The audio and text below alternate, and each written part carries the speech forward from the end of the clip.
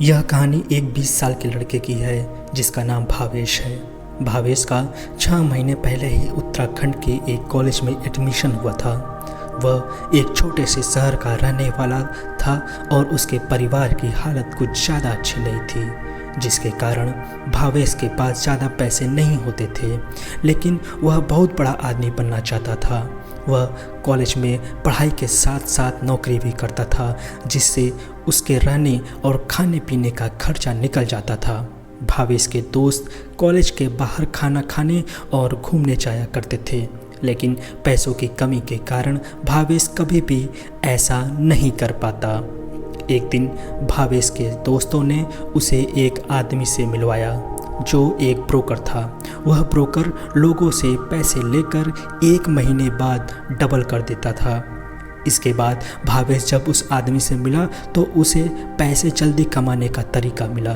फिर भावेश ने अपने रिश्तेदार से झूठ बोलकर उनसे 60,000 रुपये का कर्जा ले लिया। फिर वह सारे पैसे उस आदमी को दे दिए। फिर वह हुआ जो नहीं होना था। वह आदमी भावेश के 60,000 रुपये लेकर भाग गया।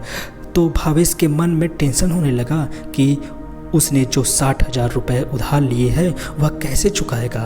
इतना सब होने के बाद भावेश डर के कारण वापस अपने गांव चला गया। उसके बाद वो अपने गांव जाकर रहने लगा और उसने अपना फ़ोन नंबर भी बंद कर लिया। फिर भावेश एक दिन टीवी देख रहा था, तब उसका टीवी अपने आप चालू बंद होने लगा। उसके बाद वह उठकर जब टीवी के पास गया तो टीवी अपने आप जोर से फट गया। फिर उस टीवी में आग लग गई और भावेश ने उस टीवी के ऊपर जल्दी से पानी डाला, लेकिन उसके बाद उसके कमरे में धुआं धुआं हो गया और उस धुएं के अंदर भावेश को एक आदमी की काली परछाई दिखाई दी, जिसे देखकर भावेश बहुत डर गया। भावेश ने डरते डरते पूछा, कौन है वहाँ? लेकिन भावेश को वहाँ से कोई जवाब नहीं मिला। सिर्फ दिखी तो 2 लाल आंखें जो धीरे धीरे भावेश की ओर आ रही थीं। भावेश यह सब देखकर बहुत डर गया और फिर वह अपने कमरे से निकलकर छत की ओर भागा, लेकिन वह काली परछाई धुएं के साथ साथ भावेश के पीछे ही आ गई।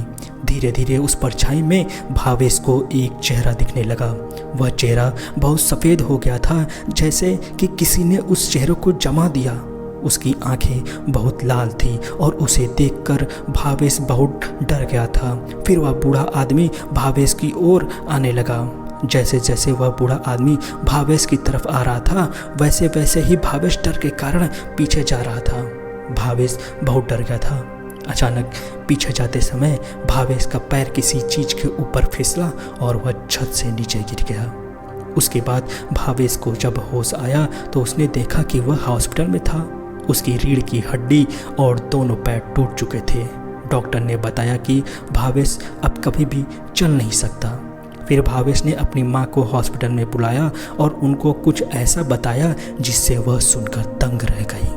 वह बूढ़ा आदमी जो पिछली रात दिखा था वह कोई और नहीं बल्कि भावेश ने जिस व्यक्ति से 60,000 रुपये लिए थे वह वही आदमी था। वह बूढ़ा आदमी बहुत ही अच्छा इंसान था और वह भावेश को अपने पोते की तरह प्यार करता था। भावेश ने जब उस बूढ़े आदमी से मदद मांगी थी तो उसने 30 दिन के लिए भावेश को 60,000 रुपये उधार दे दिए थे, लेकिन पैसा गंवाने के बाद भावेश किसी को बिना कुछ बताए वापस गांव चला गया था। लेकिन उस बूढ़े आदमी की तबीयत एकदम से ख़राब होने लगी और उस बूढ़े आदमी को अपने इलाज के लिए पैसे की ज़रूरत थी। उसने अपना इलाज तो करवा लिया, लेकिन वह अपने घर का किराया दे नहीं पाया था। इसी कारण से उसको उसके मकान मालिक ने घर से बाहर निकाल दिया। वह बूढ़ा आदमी एक रात भी उत्तराखंड की सर्दी झेल नहीं पाया और वह फुटपाथ के ऊपर मर गया। उस बूढ़े आदमी का कोई रिश्तेदार नहीं था।